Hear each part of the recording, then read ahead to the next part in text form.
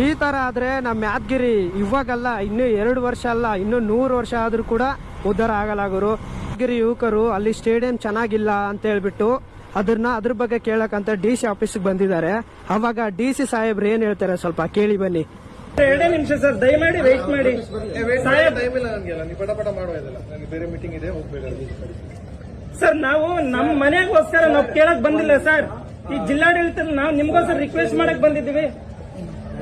ಅವ್ರಿಗೆ ಟೈಮ್ ಇಲ್ಲ ಅಂತೆ ಸರ್.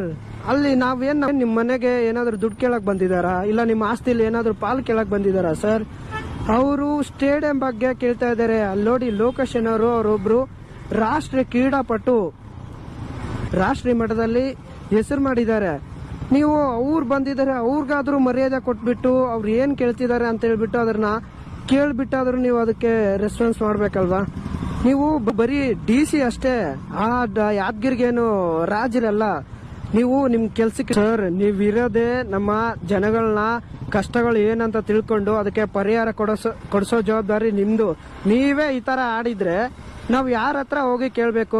ಸರಿ, ಇವಾಗ ಅದೇನೋ ಮೀಟಿಂಗ್ ಅಂತ ಹೇಳ್ಬಿಟ್ಟು ಹೋದ್ರಲ್ಲ, ಸೊ ಅದು ಏನ್ ಮೀಟಿಂಗು? ಇವಾಗ ನಮ್ಮ ಯಾದಗಿರಿ ಏನಾದ್ರೂ ವರ್ಲ್ಡ್ ಅದ್ರಲ್ಲಿ ಏನಾದ್ರು ನಂಬರ್ 1 ಬಂತ, ಅಥವಾ ನಂಬರ್ 1 ಬರೋ ತರ ಏನಾದ್ರು ಪ್ರಾಜೆಕ್ಟ್ ತಗೊಂಡ್ ಬಂದಿದ್ದೀರಾ ಸರ್? ಅಂತದ್ ಏನ್ ಸರ್ ಇತ್ತು ನಿಮ್ಗೆ? ಅಲ್ಲ ಏನೋ ಅವ್ರ ಮನೆಗೋಸ್ಕರ ಕೇಳ್ತಾ ಇದಾರೆ, ಗ್ರೌಂಡ್ ಅಲ್ವಾ? ಯಾದಗಿರಿ ಉದ್ಧಾರ ಏನಕ್ಕೆ ಆಗ್ತಾ ಇಲ್ಲ ಅಂದ ನಿಮ್ಮಂತ ಅಧಿಕಾರಿಗಳಿಂದ, MLA ಗಳಿಂದ, MP ಗಳಿಂದ ಉದ್ಧಾರ ಆಗ್ತಾ ಇಲ್ಲ.